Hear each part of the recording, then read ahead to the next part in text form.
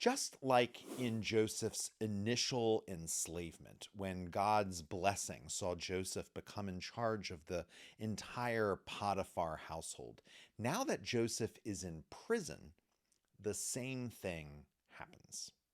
So he was there in the jailhouse, but Yahweh was with Joseph, and he extended commitment to him and gave him grace in the eyes of the jailhouse officer. The jailhouse officer put into Joseph's care all the prisoners who were in the jailhouse. It's like there's an echo in this story, right? And things are about to get interesting. Chapter 40 begins with two new characters being introduced, Pharaoh's vintner and Pharaoh's baker. Notice that Pharaoh, the king of Egypt, lurks around every corner of this story. We've had a member of his court and two servants in his employ. It's like he haunts the story of Joseph until he will eventually show up in person. Pharaoh's vintner, or wine waiter, and his baker had gotten into trouble with their boss, and they were thrown into the same section of the jail that Joseph was in and that Joseph was in charge of.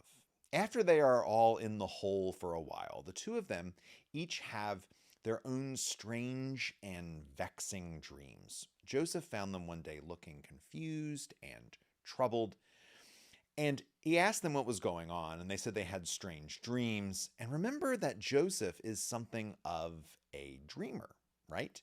Remember those dreams about the wheat and the stars?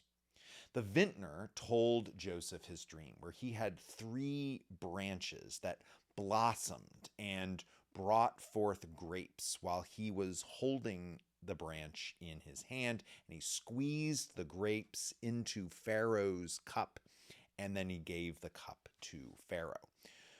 Joseph interpreted this dream to say that in 3 days' time, like the 3 branches that he was holding, the vintner would be reinstated to his prior position. All would be well for him. Joseph asked him that when he was reinstated, for him to remember him to Pharaoh. Joseph wanted this good news dream to work out in his own favor too.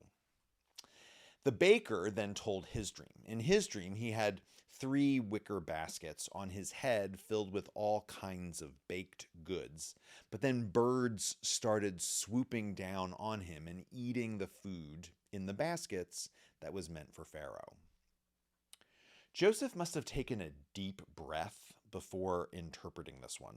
For Joseph said this dream meant that in 3 days, like the 3 baskets, Pharaoh would have him executed by hanging, and that birds would come and feast on his flesh. There was no use in Joseph asking the baker to tell Pharaoh how great Joseph was. He was not going to be around much longer. And in 3 days' time, Joseph's dream interpretations came true. The vintner was reinstated. The baker was executed. But when the vintner returned to his prior duties, instead of remembering Joseph and telling Pharaoh all of the good things about him, the vintner promptly forgot all about him. And so Joseph continued to languish in jail until Pharaoh started having dreams of his own. He had a dream about 7 fat and healthy cows, and then 7 more cows that were nothing more than leather and bones. The sickly cows ate the fat cows, but it didn't look like the sickly cows gained a single pound from their huge meal. Pharaoh woke up in a fright, but then he fell back to sleep again, and he had another dream. This time he saw 7 real healthy, thick stalks of wheat, and then 7 thin, dry, and brittle stalks of wheat. The 7 scorched stalks consumed the healthy ones somehow, but they didn't get any better. And then Pharaoh woke up again. He called all of his wise thinkers and magicians to come and tell him what was going on, but none of them could give him a satisfactory answer. Pharaoh was incredibly distressed. He knew that these dreams were important, that there was a message for him in there somewhere, but no one could give him an answer as to what it was.